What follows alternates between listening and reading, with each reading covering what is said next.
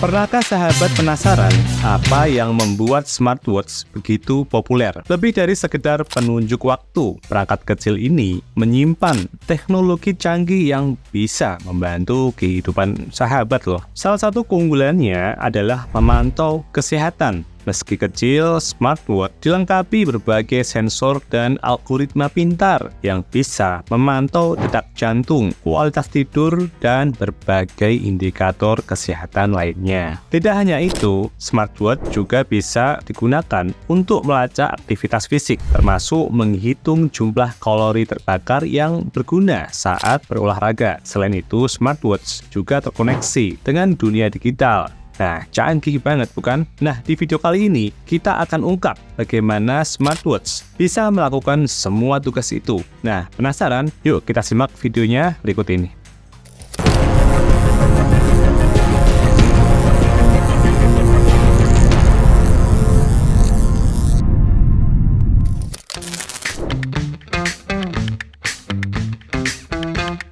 Sebelum membahas teknologinya, yuk kita pahami dulu apa itu smartwatch. Sesuai namanya, yaitu smart dan watch, yaitu memadukan jam tangan digital dengan teknologi smart. Dengan teknologi yang pintar, jam tangan digital ini memiliki fitur dan fungsi yang jauh lebih canggih dibandingkan jam tangan biasa. Smartwatch dapat terhubung dengan smartphone atau perangkat lainnya melalui Bluetooth atau Wi-Fi. Alhasil, penggunaannya dapat mengakses berbagai informasi dan fitur langsung dari pergelangan tangan. Ada banyak merek smartwatch yang beredar di pasaran saat ini. Beberapa di antaranya adalah brand jam tangan. Namun, yang paling populer justru didesain oleh perusahaan teknologi. Nah, sebut saja Apple, Samsung, Huawei, hingga Garmin. Di sisi lain, brand lokal juga mulai menunjukkan kemampuannya membuat smartwatch yang tak kalah berkualitas, tentunya dengan harga lebih terjangkau. Jadi, kenapa smartwatch begitu populer?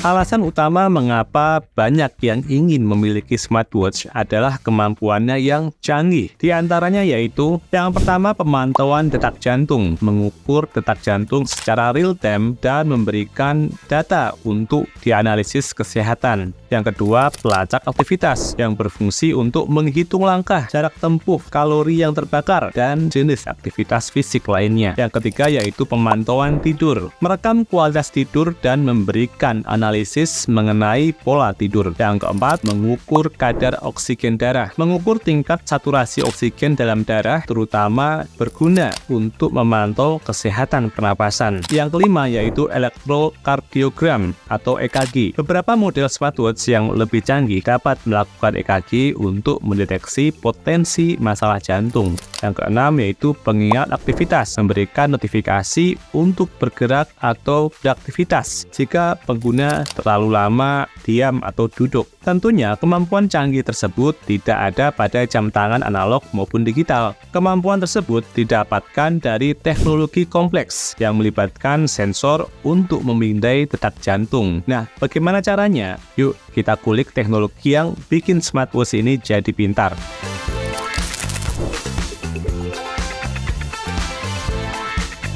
Untuk bisa melakukan pelacakan jumlah langkah, detak jantung, hingga kualitas tidur, smartwatch menggunakan berbagai jenis sensor. Semakin banyak sensor yang dimiliki smartwatch, semakin akurat data yang bisa didapatkan. Misalnya, smartwatch dengan sensor GPS akan lebih akurat dalam melacak rute lari, sedangkan sensor barometer bisa mengukur ketinggian. Inilah yang membuat harga smartwatch berbeda-beda. Semakin tinggi harga smartwatch, biasanya semakin canggih pula fitur-fitur yang ditawarkan. Meski berbeda-beda, namun ada fitur dasar yang ada pada semua smartwatch, seperti notifikasi dan pelacakan aktivitas, yaitu menghitung jumlah langkah. Sementara yang lebih canggih punya fitur EKG, pemantauan kadar oksigen darah, dan panggilan telepon. Fitur EKG atau elektrokardiogram digunakan untuk memeriksa aktivitas jantung penggunanya. Smartwatch dengan fitur EKG biasanya dilengkapi dengan elektroda yang tertanam pada bodi jam dan tali jam. Ketika pengguna mengaktifkan fitur ini, elektroda akan merekam grafik EKG. Grafik ini kemudian dapat dianalisis untuk melihat apakah terdapat kelainan pada irama jantung. Sensor EKG ini menggunakan rumus bahwa detak jantung yang lebih tinggi menunjukkan tingkat intensitas aktivitas yang lebih tinggi, sehingga pembakaran kalori juga lebih besar. Selain itu, masih ada sensor akselerometer dan giroskop yang tak kalah penting. Apa tugasnya?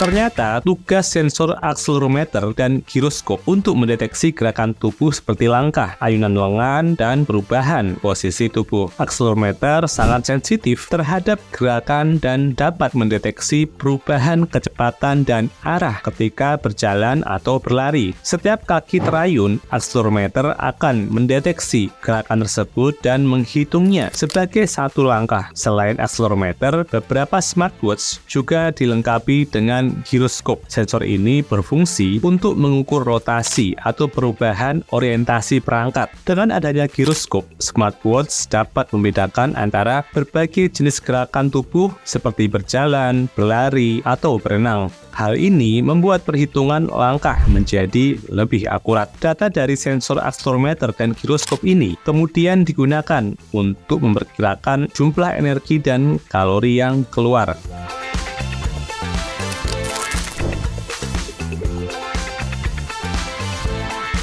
Smartwatch menggunakan kombinasi beberapa sensor dan algoritma untuk memperkirakan jumlah kalori yang keluar. Nah, ini masih perkiraan ya, karena smartwatch bukan peralatan medis. Namun, hasil ini cukup akurat untuk memberikan gambaran umum tentang pembakaran kalori penggunanya. Nah, proses perhitungan jumlah kalori terbakar oleh smartwatch adalah sebagai berikut. Pengumpulan data. Smartwatch mengumpulkan data dari berbagai sensor seperti detak jantung, gerakan tubuh, dan waktu yang dihabiskan untuk setiap aktivitas. Perhitungan BMR. Berdasarkan data pribadi, smartwatch menghitung BMR atau basal metabolic rate, yaitu jumlah kalori yang dibutuhkan untuk melakukan aktivitas minimal seperti bernafas. Ada rumus tersendiri untuk menghitung BMR. Penyesuaian berdasarkan aktivitas. Smartwatch menyesuaikan BMR dengan memperhitungkan intensitas dan durasi aktivitas fisik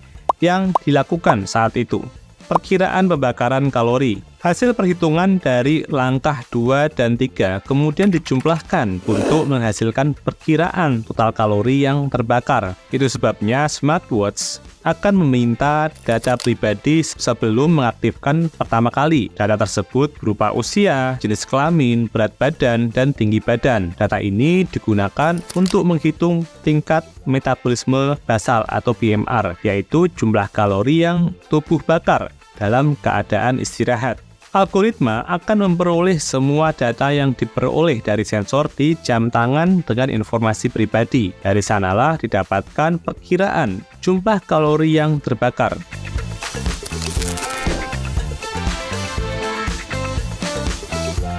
Ternyata, smartwatch menggunakan berbagai sensor dan algoritma canggih untuk menganalisis kualitas tidur loh. Smartwatch akan memantau perubahan detak jantung ini untuk menentukan fase tidur. Kemudian sensor akselerometer dan giroskop mendeteksi gerakan tubuh saat tidur. Gerakan yang minim mengindikasikan tidur yang lebih nyenyak. Beberapa smartwatch yang lebih canggih dilengkapi dengan sensor untuk mengukur pernapasan. Pola pernapasan yang teratur menunjukkan kualitas tidur yang baik, begitupun dengan perubahan suhu tubuh yang diukur dengan sensor. Ada sensor untuk HRV yang mengukur variasi waktu antara setiap detak jantung. HRV yang tinggi umumnya terkait dengan kualitas tidur yang baik.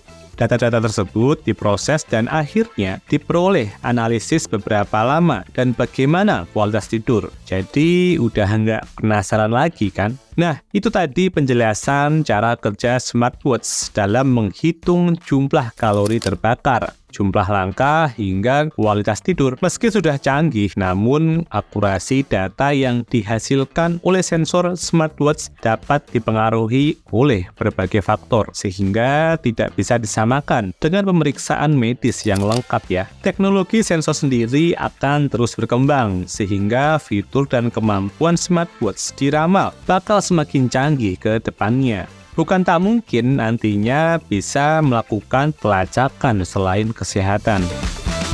Oke, mungkin itu dapat saya share ke sahabat sekalian. Jika ada pertanyaan ataupun koreksi, silahkan tinggalkan pesan pada kolom komentar. Terima kasih sudah menonton, sampai bertemu di artikel berikutnya.